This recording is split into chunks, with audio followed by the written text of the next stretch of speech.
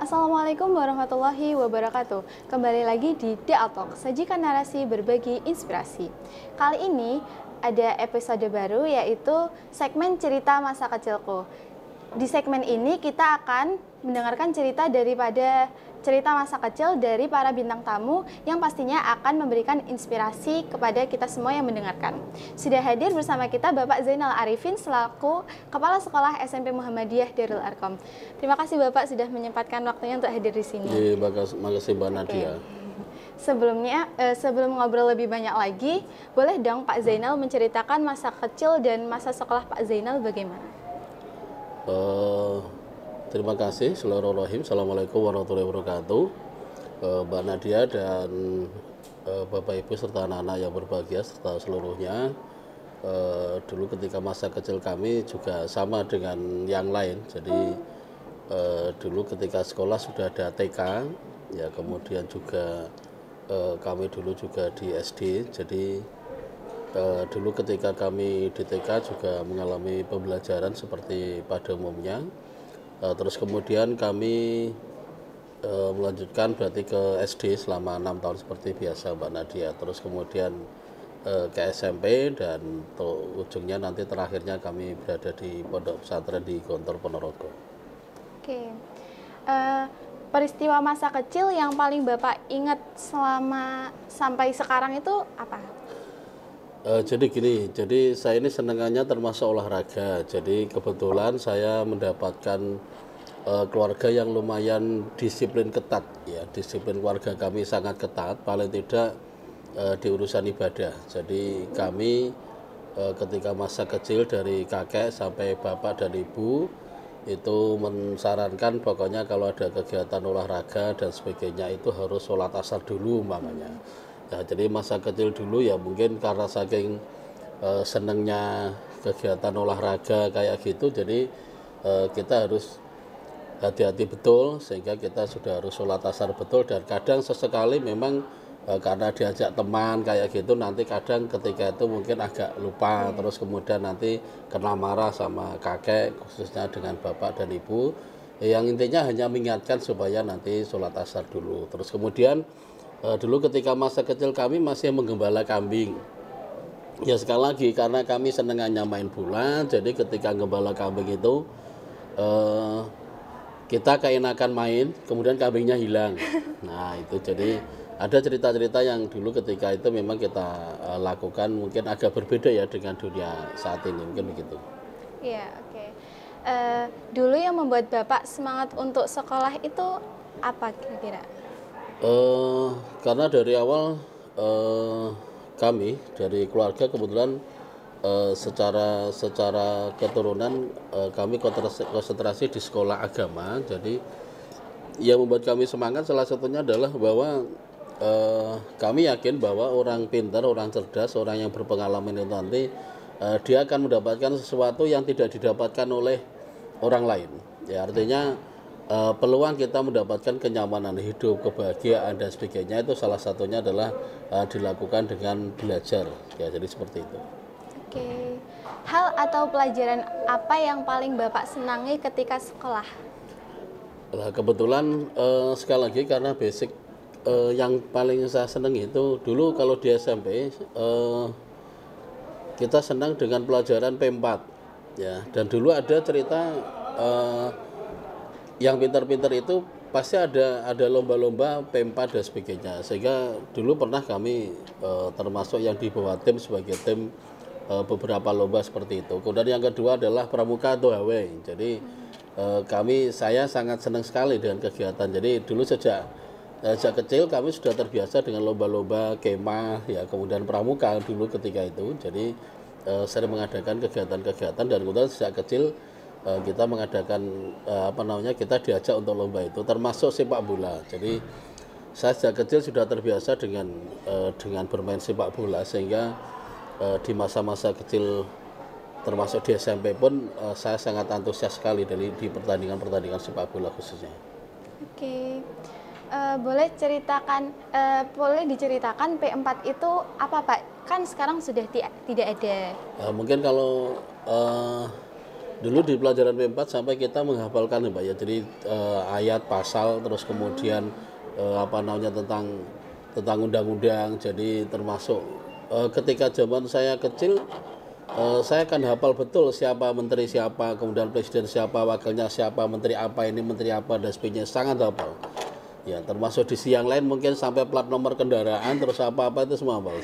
Saya agak kurang yakin kalau anak saat ini mungkin ditanya menteri ini siapa, mungkin nggak ngerti. Tapi kalau zaman dulu ketika dan pembelajaran termasuk P4, salah satunya menghafalkan apa namanya undang-undang, terus kemudian pasal-pasalnya, kemudian ayatnya dan sebagainya itu dulu kami hafal. Jadi misalkan pasal 34 itu bunyinya apa, kemudian ayat satunya apa, ayat duanya apa dan sebagainya kayak gitu, seolah hafal. Karena memang dulu ini termasuk yang menarik bagi kami karena sering diadakan lomba untuk khusus urusan ini, sering ada lombanya. Dan kemudian dulu saya di SMP 1 Jumapolo itu terbiasa dan kadang diajak untuk kegiatan-kegiatan lomba yang semacam ini. Oke. Bentuk lombanya itu seperti apa, Pak? Jadi kayak cerdas cermat P4 ya. Jadi nanti misalkan ada pertanyaan misalkan katakanlah pasal sekian ini, kemudian ayat ini punya berapa, misalkan fakir miskin dan anak terlantar dibiayai oleh negara, itu misalkan pasal berapa, ayat berapa. Terus kemudian nanti akan ada pertanyaan misalkan dikecoh misalkan pendidikan itu apakah tugas orang tua ataupun apa, misalkan itu kalau misalkan nggak itu sesuai dengan undang-undangnya apa dan sebagainya. Ini seperti itu. Jadi contohnya seperti itu. Oke. Bapak kan mendapatkan beasiswa di Pakistan. Boleh ceritakan proses Bapak mendapatkan beasiswa itu? Nah, ini saya luruskan. Jadi kalau di Pakistan itu sebenarnya bukan beasiswa ya. Jadi apa namanya kita secara mandiri. Jadi kita belajar ke Pakistan itu mandiri. Kebetulan angkatan saya itu ada sekitar 7 orang. Jadi ada yang dulu awalnya kami mendapatkan beasiswa itu di Belanda sama Yordan awalnya. Jadi ternyata di beberapa kedutaan itu sebenarnya menawarkan beasiswa ke luar negeri ya. Jadi cuma kadang kita saja yang nggak tahu. Ya, jadi kalau misalkan nanti teman-teman, rekan-rekan itu mau nyambung, mau belajar keluar, nanti mungkin bisa kita sambungkan.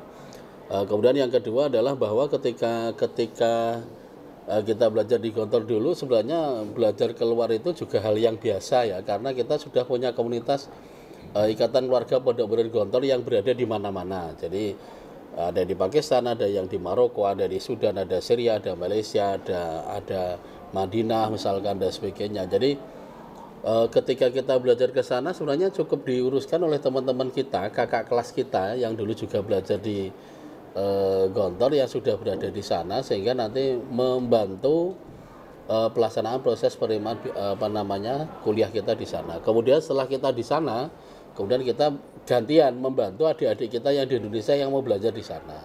Jadi di sana tidak ada beasiswa, cuma nanti setelah belajar di sana, nanti ketika kita ingin mendapatkan beasiswa, jadi dari beberapa kampus-kampus itu juga menyediakan beasiswa. Intinya mendapatkan beasiswanya setelah kita terundang dan menjadi mahasiswa di sana, kemudian kita mencari beberapa beasiswa yang ada di kampus.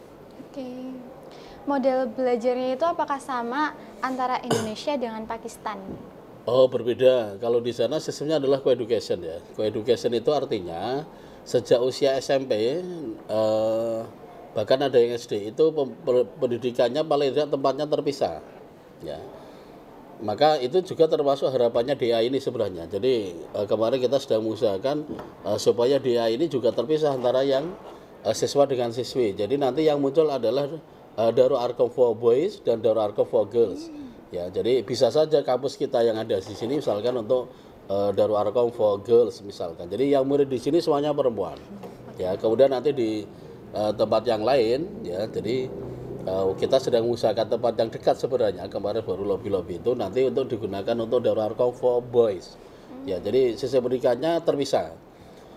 Sehingga untuk beberapa kenakalan termasuk mungkin insiden remaja itu sangat bisa terhindari ya, karena betul-betul terpisah. Bahkan pendidikan yang ada di sana termasuk sampai fasilitas umum pun juga terpisah. Jadi kalau naik kendaraan itu yang depan harus perempuan, yang belakang harus laki-laki. Jadi ada pagarnya ya, di bis Pakistan ada pagarnya. Jadi itu memang terpisah. Kemudian kolam renang pun juga terpisah.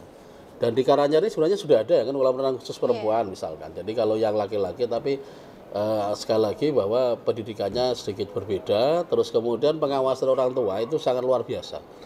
Sehingga ketika orang tua itu mengantarkan anak mau berangkat ke sekolah, ya itu diantarkan betul sampai anaknya naik bis. Ya jadi tidak ditinggal Mbak, jadi tidak ditinggal kemudian dibiarkan saja enggak. Sebelum naik bis maka dia nanti orang tuanya tidak akan pergi. Gurunya juga terpisah antara laki-laki dengan perempuan juga. Kalau gurunya mungkin agak sedikit tidak masalah ya. Kalau guru kan mungkin berbeda. Jadi pertemuannya pun juga seperti kita di sekolah ini kan tidak ada masalah. Misalkan Pak Guru mengajar siswi misalkan atau Bu Guru misalkan mengajar siswa gitu. Kalau Bapak Ibu gurunya mungkin masih bisa bisa gantian. Tapi yang paling sering adalah dosen laki-laki jadi ngajar yang perempuan. Jarang sekali kalau yang dosen perempuan ngajar yang kampus putra, itu sangat jarang seperti itu. Oke. Masyarakat di Pakistan apakah sama dengan di Indonesia? Berbeda karena di sana ada mereka di Pakistan ini kan dia kebetulan satu-satunya negara yang menyatakan Republik Islam Pakistan. Ya, jadi Arab Saudi saja itu sistemnya kerajaan. Ya, jadi tidak menamakan negara Islam begitu. Jadi Pakistan termasuk yang mendeklarasikan Republik, ya Republic of Islam. Jadi yang bedakan, jadi di sana ada beberapa hal yang mungkin bisa ditiru yang baik kalau di sini. Jadi misalkan tabu laki-laki dengan perempuan bertemu di mana saja ya bukan keluarga, misalkan terus penghormatan kepada seorang perempuan itu luar biasa. Misalkan kalau antrian panjang Mbak Nadia, misalkan antri panjang, nanti misalkan kami yang laki-laki antri 100 orang, tahu-tahu Mbak Nadia nomor 101.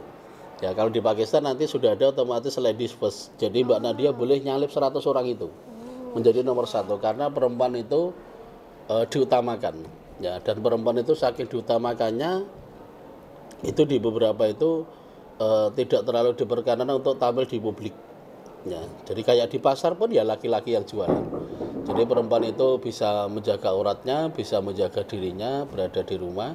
Walaupun saat ini mungkin juga sudah berbeda karena kalau saat ini sudah banyak yang perempuan-perempuan yang mungkin juga berada di tempat-tempat publik umum dan sebagainya. Oke. Pertama kali Bapak masuk ke SMP Muhammadiyah Darul Arkom ini, keadaan sekolah ini seperti apa sih Pak? Secara fisik sudah bagus, cuma kesannya lama ya, ketika bangunan lama karena memang di sini dulu adalah bekas kampus Poltek, bekas kampus mahasiswa lah. Pertama datang ke sini yang jelas lantainya masih tegel, ya jadi memang semuanya mendukung untuk gelap, ya jadi mendukung untuk gelap. Terus catnya juga masih warna kuning kalau nggak salah, agak. Secara prinsip sudah bagus karena cuma ya di beberapa hal ya mungkin kita agak kaget saja, artinya sekolah unggulan kok modelnya kok kurang rapi, kurang nyaman, kurang bersih, kurang apa dan sebagainya. Sehingga ketika datang ke sini ya mungkin ujian dan tantangan tersendiri ya. Jadi dari sekolah yang tidak diminati, tidak disenangi, kemudian muridnya juga sedikit. Ya terus kemudian bagaimana caranya supaya sekolah ini menjadi baik dan salah satu target saya memang bagaimana murid dan guru itu bangga dengan DA. Jadi itu ya terserah caranya seperti apa. Yang jelas kalau Bapak Ibu guru dan muridnya sudah bangga dengan sekolahnya, otomatis apapun bisa dilakukan. Ya tapi kalau sudah tidak bangga, jangan-jangan di mobil, di kendaraan, dimanapun kita ditanya terus Mbak Nadia sekolahnya di mana misalkan, terus Mbak Nadia bilang di mana ya. Nah, kayak gitu kan kayak nggak bangga. Tapi kalau kita bangga dengan alma mater, dan ini penting ya, jadi bangga dengan alma mater ini penting supaya bisa membangun apapun. Kalau kita positif thinking ke sekolah, maka kita akan mendapatkan yang baik. Seperti itu. Oke, berarti perubahan pertama, perubahan fisik sekolah Pak? Ya pertama fisik sekolah ya, terus kemudian beberapa kegiatan keluar itu kita jalankan. Misalkan kayak kemah keluar, terus kemudian lomba-lomba di luar sekolah, terus kemudian bakti sosial, terus intinya adalah mengenalkan Darul Arkom lebih dekat ke masyarakat. Ya mungkin dengan dakwah Ramadan akhirnya masyarakat kenal dengan dakwah Ramadan, dengan murid-murid DA. Oh ternyata rapi-rapi, tertib-tertib, terus sopan-sopan, putra-putrinya juga tidak mudah bertemu, terus pinter ngaji, pinter adzan, pinter qomat, kemudian waktunya sholat dan sebagainya. Itu awal-awal. Kemudian secara fisik ya dulu karena memang panas, tidak ada taman dan sebagainya, terus kemudian ya murni hanya fisik, katalah mungkin halaman, ya itu diperbaiki pelan-pelan sehingga termasuk kita buat kandang burung dan sebagainya, sehingga hanya menambah keasrian dan sebagainya, itu seperti itu. Oke, apa saja nih inovasi yang dimiliki SMP Muhammadiyah Darul Arkom agar terus maju? Jadi Mbak Nadia sebenarnya tugas kepala sekolah itu ya kalau saya cuma dua, jadi nuruti kemauan siswa sama nuruti kemauan guru saja sebenarnya. Jadi maka saya bertanya dengan IPM, dengan siswa-siswa, saya terbiasa turun dengan anak-anak, kalian mau apa dan sebagainya. Ketika kita datang yang di asrama, yang di pondok juga kalian pengen apa, sehingga sebenarnya untuk inovasi secara prinsip yang penting apa yang diinginkan anak itu bisa terwujud dengan baik, dan termasuk yang diinginkan guru. Kita ini hanya terbatas masalah surplus dari sisi lokasi sekolah saja sebenarnya. Kalau dari sisi keinginan banyak sebenarnya kita lalui dengan baik. Ya, apa inginnya siswa pengen apa, ya terus kemudian pengen kegiatan apa dan sebagainya. Sekolah insya Allah akan support, ya akan memberikan yang terbaik untuk murid-muridnya, sehingga muridnya ini harus terus aktif, karena di sini tidak ada kendala keuangan ataupun apa sehingga sampai anak itu tidak buat kegiatan. Misalkan mereka mau kemah ya kita kemahkan, mereka mau lomba kita lombakan, mereka mau latihan pertandingan bola voli dengan luar ya kita fasilitasi, yang mau klub bahasa juga sama kita fasilitasi, dan siapapun termasuk di Atok ini saya bilang di multimedia ini kami fasilitasi betul. Dan saya sering bertanya kurang apa, harus dibeli apa lagi, terus kemudian apa perlu kita nanti kemudian workshop ataupun apa tentang multimedia gitu, tentang misalkan Mbak Nadia dan kawan-kawan nanti ada pelatihan menjadi narasumber atau menjadi pewawancara ataupun apa, itu seperti itu. Jadi banyak yang kita lakukan. Oke. Berarti minat bakat siswa sangat dikembangkan, Pak. Oh iya, karena sebenarnya siswa itu kan tinggal tergantung kepala sekolah dan gurunya. Jadi siswa kita ini pintar-pintar, tapi kalau pintar tidak difasilitasi kasihan. Ya. Jadi kayak Mbak Nadia ini, misalkan Mbak Nadia senang di kegiatan kayak gini. Kalau kita tidak punya podcast kayak gini lah, terus Mbak Nadia mau pakai apa? Mau bengak-bengak di jalan sana? Terus mau teriak-teriak? Nggak mungkin. Tapi karena dan ini yang menarik karena Mbak Nadia masih SMP ya, kita ini masih SMP. Jadi ketika ada sedikit kekurangan ataupun apa, tadi saya juga bahas di rapat guru. Jadi tidak ada masalah karena pembelajaran itu nanti kan ada jenjang. Ya, saya yakin ketika di SMP ini Mbak Nadia sudah bagus kayak gini, terus nanti di SMA-nya mendapatkan fasilitas yang sama, saja nanti Mbak Nadia jadi reporter, ya, sehingga nanti Mbak Nadia kalau liputan berita misalkan ke Pakistan, Syria, Iran, ke Inggris ataupun apa saja, nanti satu saat ada Piala Dunia Mbak Nadia bisa jadi reporter. Kita nggak tahu. Jadi tapi karena kegemaran ini nanti itu akan berdampak kepada apa yang kita inginkan besok. Jadi itu dan nggak ada masalah. Jadi silahkan untuk dilaksanakan dengan sebaik-baiknya. Jadi harapan kami begini. Jadi siswa itu biar dia berkembang menurut potensinya masing-masing.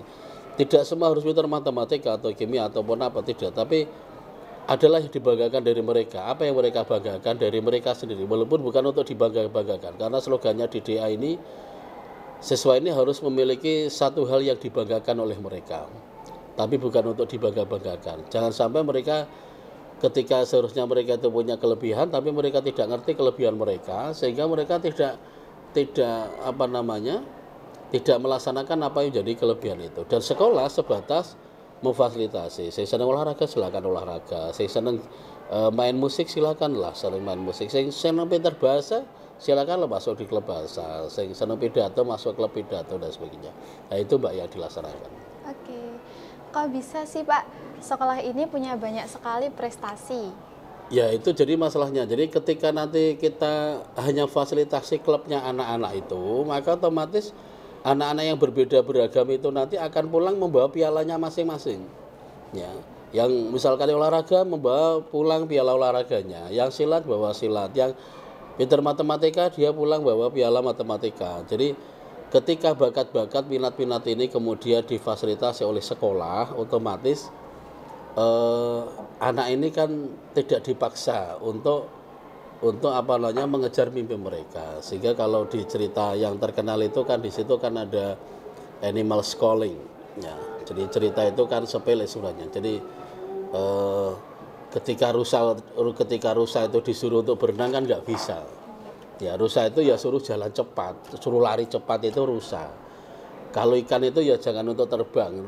Ikan itu ya untuk nyelam, untuk berada. Artinya apa? Anak-anak ini kan kalau kita tidak pintar, harus ada ilmu dasar yang kita belajar, ilmu matematika, bahasa Indonesia, bahasa Inggris, katalah kemudian IPA yang kita kenal dengan dulu biasanya ujian nasional. Ya itulah ilmu dasar yang harus kita kawal, harus kita kuasai. Itu boleh atau tidak boleh harus diambil. Tapi itu sangat dasar. Artinya dasar itu harus kita ambil, kita lewati. Nah di sisi yang lain sebenarnya menentukan adalah minatnya itu. Bahasa kasarnya gini Mbak. Jadi Mbak Nadia ini suka olahraga nggak? Suka. Volley suka nggak? Enggak. Ketika Mbak Nadia ini nggak suka volley umpamanya, kan nggak mungkin kita paksa Mbak Nadia suruh pintar volley. Tidak ada yang wajib kalau di istilah ini. Tapi kalau misalkan mungkin di antara teman-teman Mbak Nadia mungkin di podcast kayak gini mungkin nggak suka juga menjadi reporter. Kan mereka nggak dipaksa untuk itu. Nah, yang senang sepak bola mungkin nggak suka belajar bahasa Inggris. Ya mungkin tidak dipaksa untuk pintar bahasa Inggris banget gitu. Tetapi yang namanya siswa itu harus bisa melampaui batas-batas ilmu dasar yang harus dimiliki. Ya, jangankan siswa, nanti Pak Bu Guru saja yang kuliah dulu itu di situ ada mata kuliah dasar yang harus diambil. Ya, jadi termasuk kita ini yang dasar-dasar diambil. Nah, makanya alhamdulillah di prestasi di DIA ini luar biasa dan terakhir kemudian ada rilis kita termasuk 10 salah satu dari 20 sekolah terbesar dan terbaik di Karanganyar khususnya baik negeri ataupun swasta. Dan alhamdulillah kita berada posisi yang baik sehingga harapannya adalah sekali lagi sekolah ini tetap berkembang maju dan sebagainya. Sekali lagi yang hebat adalah kalian, yang hebat adalah anak-anak yang belajar di DA, yang hebat adalah Bapak Ibu guru. Yang hebat juga yang luar biasa adalah Bapak Ibu wali murid yang membantu kita semua karena termasuk kita bekerja baik dengan pemerintah. Sekali lagi terima kasih pada pemerintah, dinas pendidikan dan stakeholder semuanya. Karena dengan kerjasama yang baik antara pemerintah, kemudian komite, lembaga, kemudian Perserikatan Muhammadiyah, kemudian dengan siswa-siswi, maka kegiatannya akan bisa berjalan dengan baik. Oke, terima kasih Bapak sudah menjawab beberapa pertanyaan di podcast hari ini. Semoga dengan adanya obrolan kita hari ini bisa memberikan inspirasi dan motivasi untuk teman-teman semua yang menonton tayangan ini. Kurang lebihnya kami mohon maaf. Wassalamualaikum warahmatullahi wabarakatuh. Waalaikumsalam warahmatullahi wabarakatuh.